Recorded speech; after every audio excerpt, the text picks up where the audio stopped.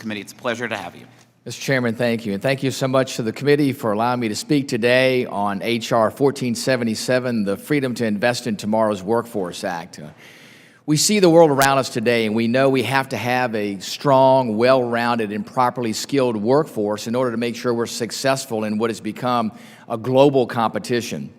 In this increasingly technical world where we have to digitize things and where we know that advanced skills are critical, it's vital that we have workforce development opportunities for folks to be able to develop those skills. We know if they're going to have those well-paying jobs. We know if they're going to be able to support their families. We know if they're going to add to economic growth in their communities, they have to have these skills. If we look at America's workforce today, we see that of the jobs in the future, 60% of those jobs will not require a 2- or 4-year degree, but they will require post-secondary education. Much of that education is very specialized.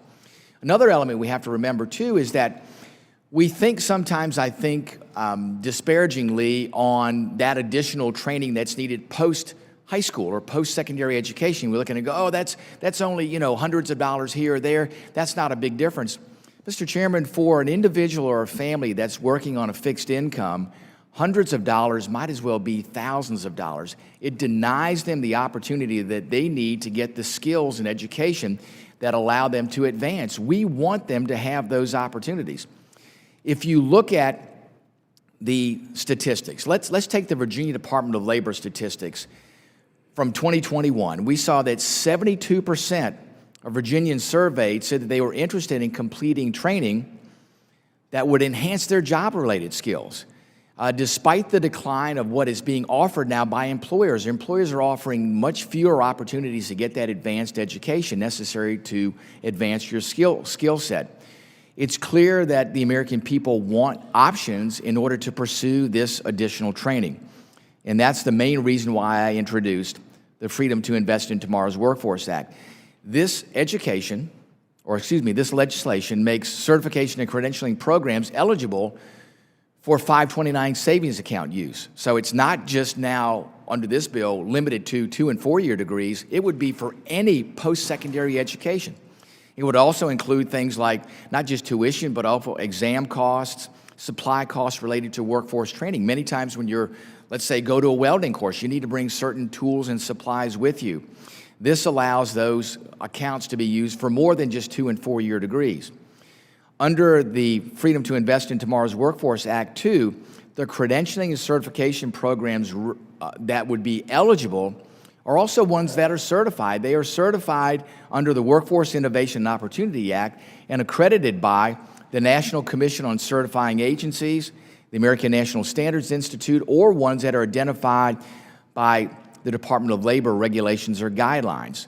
And these will be deemed as eligible uses. So it puts specific limitations on it. I know folks have said, well, you have to worry about some programs just being there to take students' money. No, this is going to assure that these are credentialed programs that provide value, provide education that results in a certification or credential that is necessary in a field in order for somebody to get enhanced job opportunities. This distinction, I think, really reduces the uncertainty for 529 savings account users and for regulators. So we know that if it's eligible, parents don't have to worry about are their dollars going to a use that's going to provide value for their child. Mr. Chairman, I'm really committed to the success and development of our workforce, and I believe that this will do an incredible amount to be able to do that. Tomorrow, there's a group called Tomorrow's Workforce Coalition. It's over 500 different organizations. They are in full support of this bill. We have approaching 70 co-sponsors for the bill. This is really, I think, gaining traction because people look at this and go, yes, why can't we use those 529 savings accounts, the dollars that parents set aside tax-free? Mr. Chairman, as I talk to parents across, not just Virginia, but across the nation, I asked them by a show of hands, I said, when you begin saving for your child, which most of the time is when they're in middle school, how many of you know where your child is going to be in their process of selecting post-secondary education when you start saving? Not a single hand in the room goes up, but they want to make sure that those dollars that they save and have the tax advantage to can be used for anything that their child wants to pursue. Even if they're not sure what it is, early on, and that it may not be a 2 or 4 year degree program. So I would urge strongly the committee to reflect upon where the needs are of our workforce, where the desires are of our working families, of our parents, of industry, of folks that say, this is what we need for a workforce, this is what parents want to have an opportunity for their children, this is what we need to do to make sure those resources are available to assure that our families continue to have those opportunities and our workforce grows with those skills. So I would urge the committee to seriously consider H.R. 1477, the Freedom to Invest in Tomorrow's Workforce Act, and should consider any changes to the 529 savings account as part of a process that will result in more opportunities for individuals and for our workforce in the future.